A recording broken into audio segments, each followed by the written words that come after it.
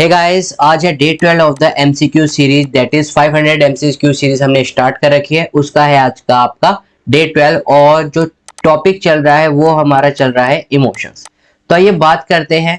सबसे पहला क्वेश्चन आपकी स्क्रीन पर है, ये रहा। जी हाँ, यहाँ पर क्या पूछ रखा है, उन्होंने पूछ रखा है all of the following contribute to the meaning of the emotions except. ये सारे इंडिविजुअल में से, ये सारे ऑप्शन में से कह रहा है कि क्या क्या कंट्रीब्यूट करता है इमोशंस में एक्सेप्ट। तो affective response, affective is show kind of the feeling, तो इमोशन से है, डेफिनेटली इमोशन को शो कर रहा है। The way we feel, feeling that is another part of the emotion. Physiology that is another part of the emotion. Behaviour आपके emotion से effect करता है। अगर आपका इमोशंस अच्छे होंगे यू विल परफॉर्म और आपका बिहेवियर अच्छा रहेगा एज कंपेयर टू द अगर आपका मूड बेकार है। इंटेलिजेंस, आप कहोगे सर इंटेलिजेंस को तो हम कर सकते हैं इंटेलिजेंस क्वोशेंट, राइट, या फिर इमोशनल क्वोशेंट को भी हम इमोशन को मेजर करने के लिए हम क्या यूज करते हैं, EQ, इमोशन क्वोशेंट। बट अगर आप देखोगे intelligence is totally a different term as compare to the emotions, right. तो intelligence is not a part of the emotions, also emotion quotient can be measure, but इसमें आपकी intelligence का कोई भी यहाँ पर रोल नहीं है। So option number D is the right answer. देख लेते हैं। There are many different definition of the words emotions. Emotion are affective responses. They are related to the way we feel and the influence on our behavior and the physiology of our feeling states. Intelligence is not a part of the definition of emotion, but level of emotional intelligence or EQ score may impact expression or handling of the emotion. Definitely बिल्कुल ठीक लिख रखा है यहाँ पर, ठीक है। I hope आपको कोई इसमें डाउट नहीं होगा। नेक्स्ट क्वेश्चन की बात करते हैं। यहाँ पर ये क्या कह रहे हैं कि which of the following is not one of the Plutchik basic emotions. अगर हम बात करें पुलचिक बेसिक इमोशन की तो उन्होंने कौन से कितने फैक्टर दे रखे हैं, कितने इमोशन दे रखे हैं। अकॉर्डिंग टू देम पुलचिक ने कितने दे रखे हैं, टोटल 6 इमोशन फैक्टर दे रखे हैं। आई होप आपको पता हो। अगर आपको नहीं पता है, ये आपकी 11th क्लास की NCERT में भी दे रखे हैं 6 बेसिक इमोशन फैक्टर, राइट। तो कौन कौन से इमोशनल फैक्टर हैं आपके, जी हाँ, सबसे पहला है आपका SASTE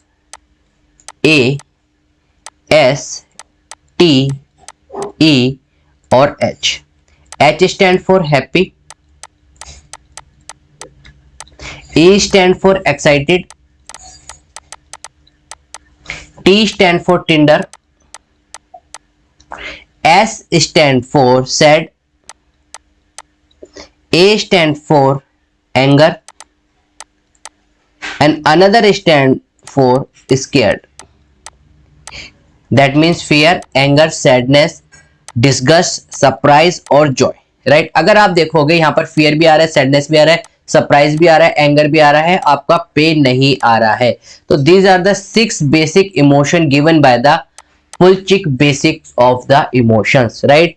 याद करने का तरीका क्या है, सस्ते हैं, सस्ते और है, राइट। ये हमने क्या कर दिया है, ये हमने किसको क्या कर दिया है, इसको हमने, ये इसका क्या है, ये इसका निमोनिक्स है।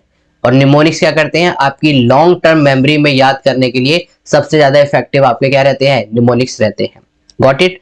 तो अगर आप देखोगे option number C is the right answer. Next question की बात करते हैं। इसकी पहले एक्सप्लेनेशन देख लेते हैं। एक्सप्लेनेशन क्या क्या दे रखी है।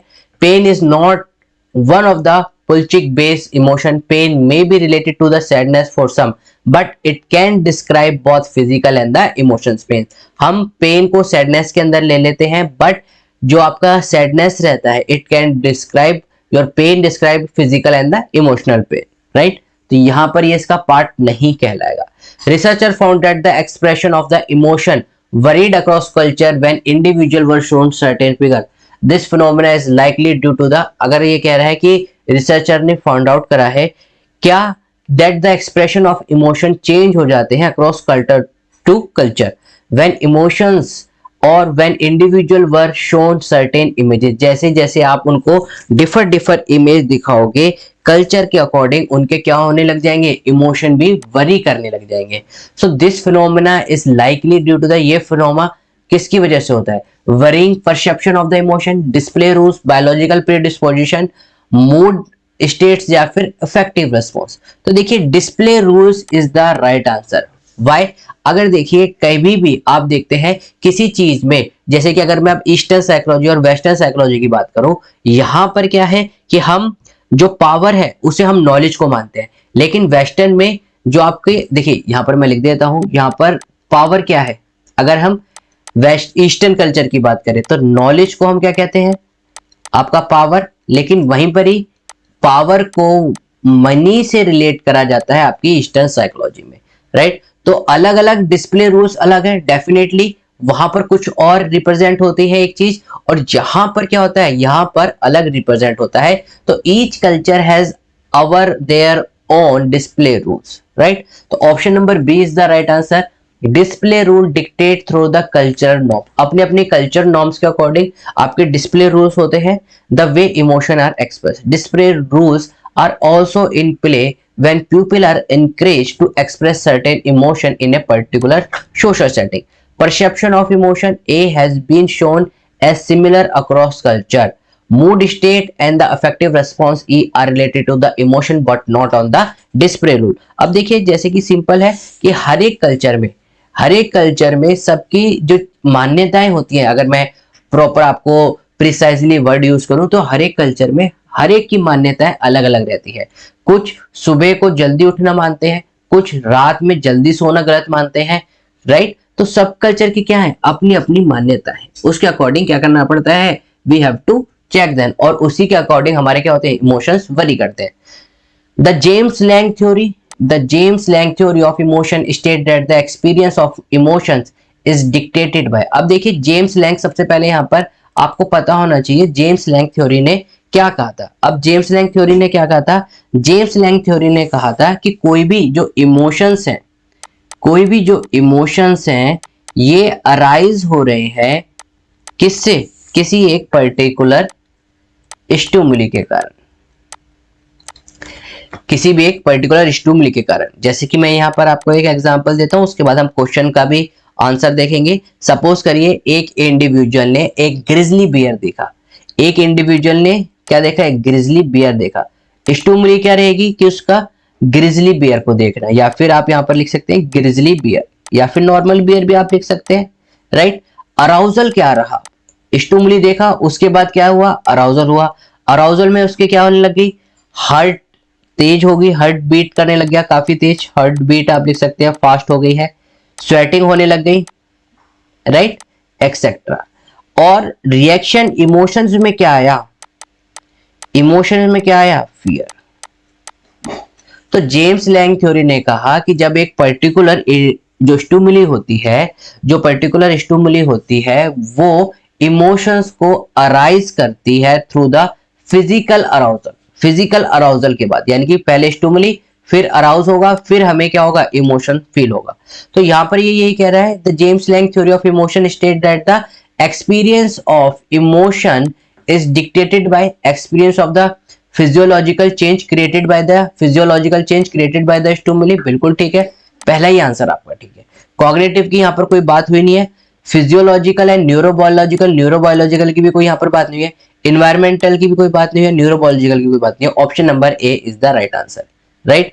जैसे कि दोबारा हम देख लेते हैं इसका एक एग्जांपल मैं आपको बता देता हूं कि इमोशनल स्टिमुली क्या रहती है कि a person encounter A stimulus. Suppose करिए कि कोई भी पर्सन ने किसी चीज को इनकाउंटर करा, वो क्या होगी उसकी स्टिमुलस। जैसे कि किसी एक इंडिविजुअल ने स्नेक देखा, फिजिकल अराउजल क्या रहेगा कि उसका रिएक्शन, उसकी बॉडी कैसे रिएक्ट कर रही है। अब रिएक्ट सांप देखने पर, गिजली बालू देखने पर, या फिर कुछ और भी ले सकते हैं आप, राइट। तो क्या होती है उसकी हार्ट बीट तेज होने लग जाएगी, स्वेटिंग होने लग जाएगी, राइट, पल्पिटेशन होने लग जाएगी, और आप कह सकते हैं भागने भी लग जाएगा, वो हार्ट पाउंडिंग, हार्ट बहुत तेज धड़कने भी लग जाएगा, राइट। उसके बाद उसे क्या फील होगा, उसके बाद इमोशन फील होगा। ये कौन कह रहा है, ये जेम्स लैंग कह रहे हैं। जेम्स और लैंग दोनों अलग अलग साइंटिस्ट हैं, इनका नाम था टोटल, मैं आपको यहां पर लिख देता हूं, विलियम जेम्स, और दूसरे का नाम क्या था आपका, दूसरे का नाम था आपका Carl Lange, William James and Carl Lange. ये बॉर्न हुए थे 1884 में, और कार्ल लैंग बॉर्न हुए थे 1887 के अराउंड, राइट। तो option number A is the right answer. The James Lange theory stated that the James Lange theory stated that the experience of the emotion is dictated by the experience of the physiological change, जो कि हमारी body में change आ रहे हैं उसके बाद ही, या फिर उसका क्या है, एक तरीके से आप देख सकते हो उसका प्रोजेक्टिव है क्या, emotion. It is the physiological change and the individual awareness of those changes that prompt emotional response। तो सबसे पहले क्या होगी, स्टिमुलस आएगी। स्टिमुलस क्या करेगी, आपको फिजिकल चेंज करेगी, या फिर हम क्या लिख सकते हैं यहाँ पर, अराउजल। नाउ अराउजल के बाद आपको क्या आएगा, इमोशन फील होगा। अब वो इमोशन कैसा भी हो सकता है, right. Moving on to the next question, according to the Cannon Bard theory. Cannon Bard theory की यहाँ पर बात हो रही है, which two factor are simultaneously activated by the environmental stimuli। अब इस क्वेश्चन को करने के लिए आपको पता होना चाहिए कैनन-बार्ड थ्योरी ने कहा क्या था। कैनन-बार्ड थ्योरी ने सेम कहा था जैसा कि जेम्स लैंग ने कहा है। उन्होंने क्या कहा कि जो स्टिमुली है इसमें दोनों चीज एक साथ होंगी। क्या क्या कि दोनों चीज मतलब आपका इमोशंस भी एक साथ होंगे, इमोशन चेंज और बॉडली चेंज भी। What does that mean, that mean suppose करिए आपने एक स्नेक को देखा या फिर आपने किसी बियर को देखा, सेम एग्जांपल ले लेते हैं। अब आपने बियर को देखा तो ऑटोनॉमिक सिस्टम से आपके बॉडली चेंज आने लग जाएंगे। ऑटोनॉमिक सिस्टम से आपसे क्या होने लग जाएगा, बॉडली चेंज, जैसे कि स्वेटिंग आना, हार्ट तेज हो जाना, दोनों साथ साथ होंगे। और इमोशन जैसे कि फियर, दोनों आपकी जो है चीजें क्या होंगी, साथ साथ होंगी। आपने किसी एक पर्टिकुलर स्टिमुली को देखा, आप रिएक्शन क्या रहेगा, इमोशनली चेंज भी होने लग जाएंगे और बॉडली चेंजिंग भी आपके होने लग जाएंगे। इमोशन में फियर भी डेवलप होने लग जाएगा, फियर तो डेवलप होगा ही होगा, साथ साथ स्वेटिंग भी होने लग जाएगी। मीनवाइल उन्होंने क्या कहा था कि आपके पहले क्या होगा, स्वेटिंग होगी, उसके बाद जाके आपको क्या लगेगा, फियर लगेगा, राइट। तो यहां पर अगर मैं बात करूं इमोशन और आपके फिजियोलॉजिकल चेंज की बात हो रही है, तो ऑप्शन नंबर बी अगर आप देखोगे, कॉग्निटिव की बात यहां पर अभी भी नहीं हो रही है। ऑप्शन नंबर बी में आपका फिजियोलॉजिकल और इमोशंस दोनों की बात हो रही है, तो option number B is the right answer. The Cannon Bard theory of the emotion state that emotional and physiological change are triggered simultaneously in response to the environmental stimuli. यही मैंने आपको ऊपर बताया है कि जो दोनों चेंज हैं वो क्या होने लग जाते हैं, साइमल्टेनियसली होने लग जाते हैं। This theory does not attempt to distinguish which response come first, as there is a belief that emotion and physiological change impact each other as soon as the stimuli is present। यहाँ पर present आएगा, right. तो इन्होंने क्या कहा कि दोनों response, इन्होंने ये नहीं कहा कि एक के बाद या दूसरा आएगा, कौन पहले आएगा कौन बाद में आएगा। इन्होंने कहा ये क्या होते हैं, इकट्ठे होते हैं, that is they are both occur simultaneously, right. तो यहाँ पर आपका इमोशन चैप्टर भी खत्म हो गया है। आई होप आपको वीडियो पसंद आई है। वीडियो पसंद आई है तो गाइज लाइक करें, शेयर करें, सब्सक्राइब करना ना भूलें ऐसी मजेदार वीडियो के लिए। और आपका नेट के जो नोटिस है बहुत जल्दी आने वाला है, तो उसके लिए तैयारी शुरू कर दीजिए। ये आपका बेसिक जो है डेवलप करने में बहुत ज्यादा इफेक्टिव रहेगा। So we will meet in the next video. Till then keep smiling, keep getting lots of memory. This is caffeine shot. Have a great day. Thank you all.